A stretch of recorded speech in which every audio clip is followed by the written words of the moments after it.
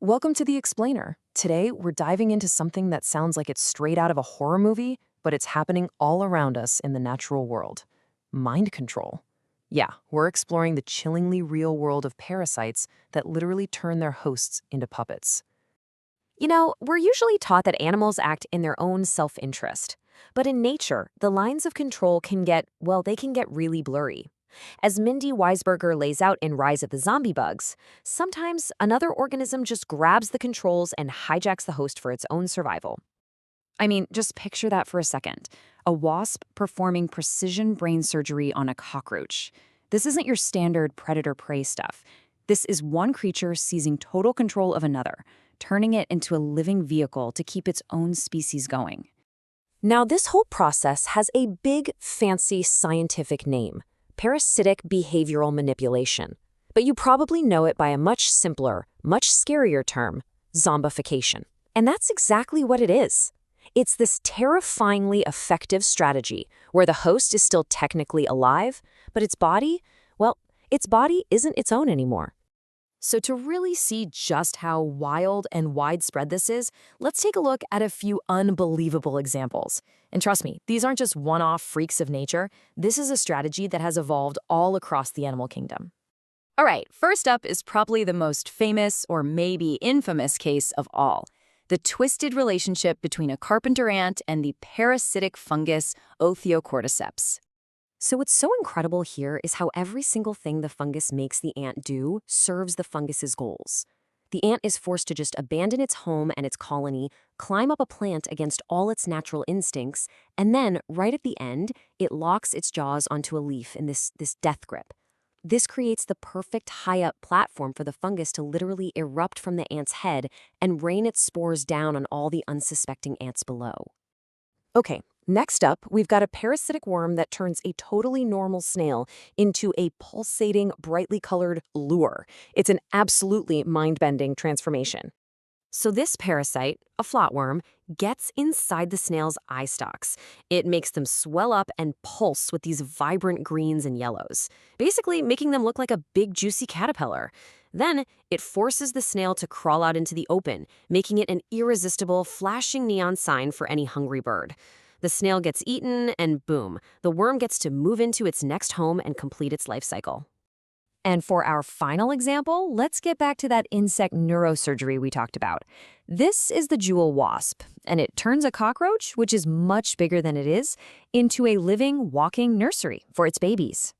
This is where you see just how precise this chemical puppetry gets. The wasp delivers a quick sting to the body to stun the roach, but then it delivers a second, surgical sting directly into the brain. The venom doesn't kill it, it doesn't even paralyze it. It just deletes the roach's desire to run away.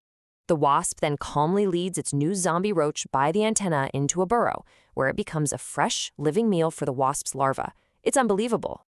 So the big question is, how in the world does a simple thing like a fungus or a worm pull off such a complex takeover of another creature's brain and body? Let's break it down using a fungus that infects flies. It's basically a multi-stage invasion plan. First, the spore burrows in.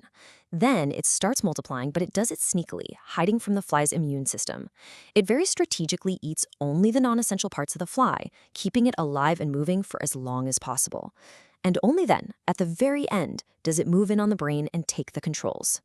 And this isn't just a brute force attack. No, it's a targeted chemical assault. What researchers have found is that the fungus actually weakens the fly's blood-brain barrier. That's the protective wall around the brain.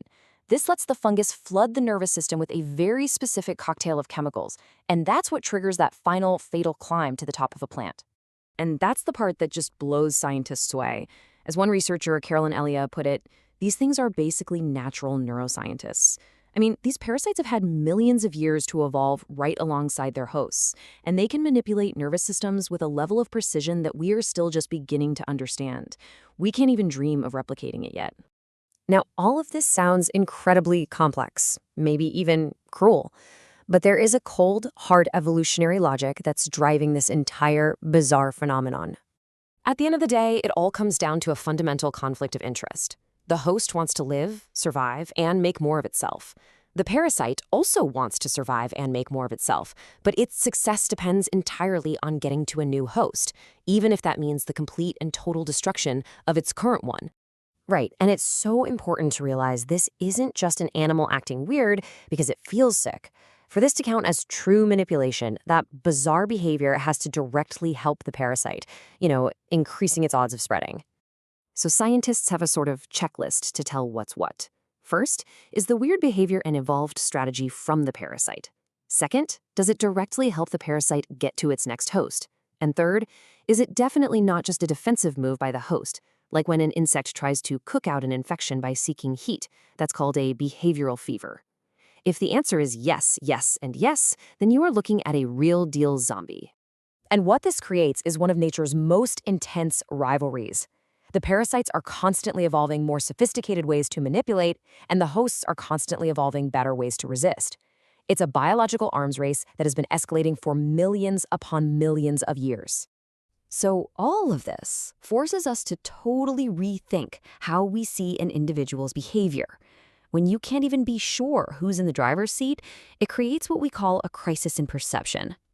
Let's go back to that ant for a minute. When you see a single ant just abandon its colony, climb up a leaf against every instinct it has, and clamp down to die, it looks like absolute self-destructive madness, right?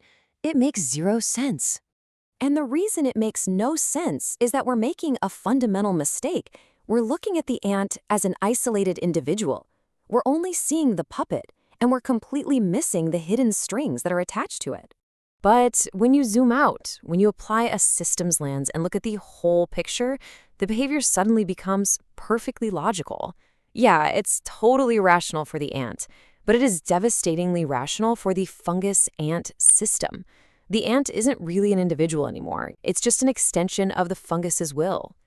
And that leaves us with a final, really provocative question.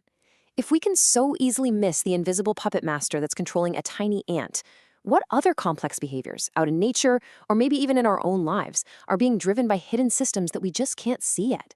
It's a pretty powerful reminder that to really understand why things happen the way they do, we have to learn how to look for the puppet masters.